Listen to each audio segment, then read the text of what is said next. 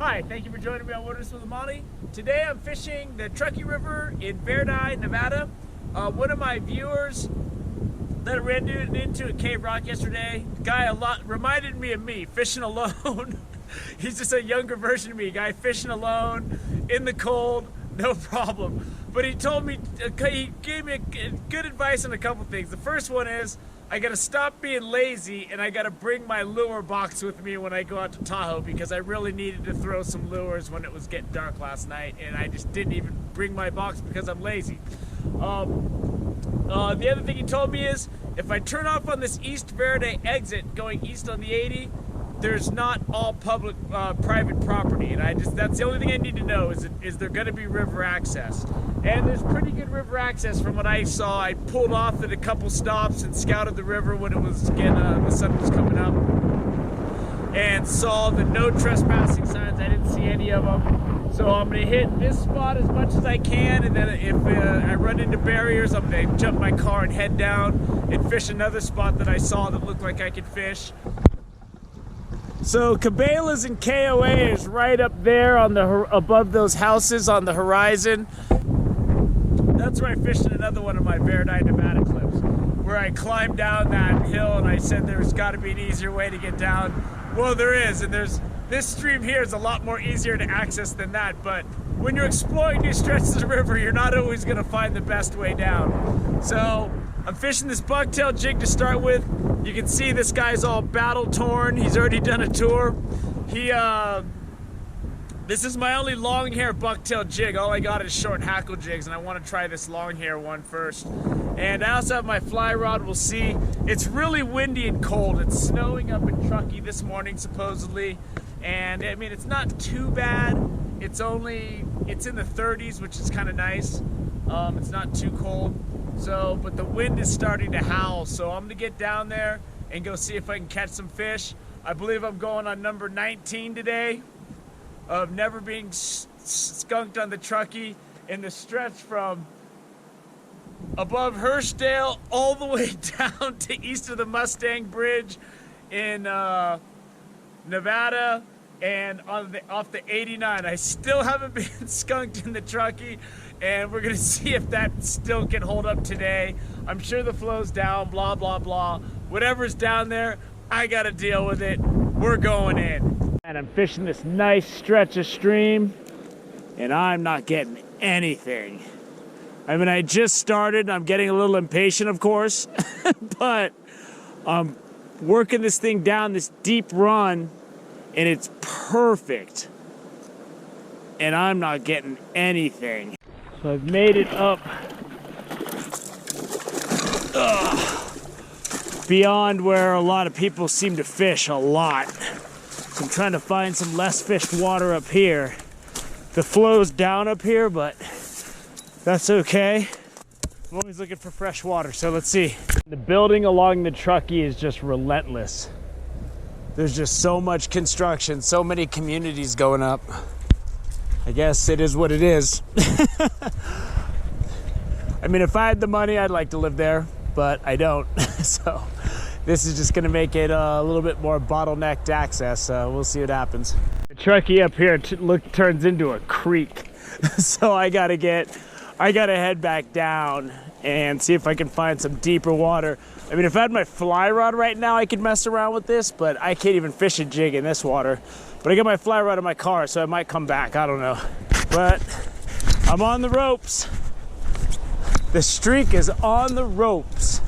And I've spent the last hour fighting through all this brush to get up here. Crossed the river a couple times. I mean, it's really low up here. So I'm gonna have to get back down. I'm gonna go fish that powerhouse area again, and then maybe go fish the first section I looked at when I first was driving in.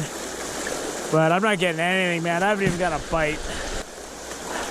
It was a huge waste of time, but you don't know until you look.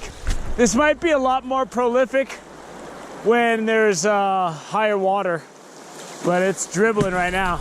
Stuff like this is when it's good that you have a 5-foot rod, and I don't have my fly rod.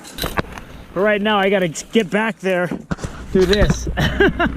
Now I'm just following some dirt road that follows the river, and I'm trying to get around this canal, but things aren't looking too good. Definitely standing 8 count. I am wandering now. I finally got over this canal. I saw a authorized vehicles only sign, but I did not see a no trespassing sign yet, except across the railroad trestle. Brush. It's gonna be a long day of brush. One. Oh. I hope I'm allowed to be over here. I mean, I have not seen one no trespassing sign. Whew. He's fighting. Man, I was standing 8 count. I don't got him in the net yet. And I barely got this fish hooked. Barely got him. See if I can't get him in the net though. Oh, and he's in. And the streak is at 19. I had to work for this fish, but I got one. Woo! I mean, I'm in the middle of nowhere. He actually was hooked pretty good, but I'm using barbless singles. It's a nice brown. It's not the fattest fish I've ever caught, but that's like a nice fish right there. So let's get him back in the water. Man, this has been a long morning. Woo, there he goes. Ooh, that water is cold. So far, I'm back to the 80. And there's the chevron that's at the Boomtown exit where Cabela's is. And there's a dude fly fishing right there. So I'm gonna go around him and I'm gonna explore a little more while I'm way out here, man. I've been walking for miles today. So I'm not turning back now. I'm gonna see what's here and then I'm gonna go back. I talked to a couple of dudes that were fishing up there and they said all this is good, so I think I'm okay. I don't think I'm trespassing. So, I mean, I never saw a trespassing sign. If I see a trespassing sign, I stop. But I just kept walking on that road and it seemed to be okay. So I'm gonna keep on rolling. I'm at the 80 bridge and it's time to go back. He's turning and rolling. My net is way over here though. Ah! There he is. He's not huge, but I'll take him. Oh, there he is, there he is. He's jumping. He's jumping. Don't get off, buddy. I can see that jig just hanging out of his mouth.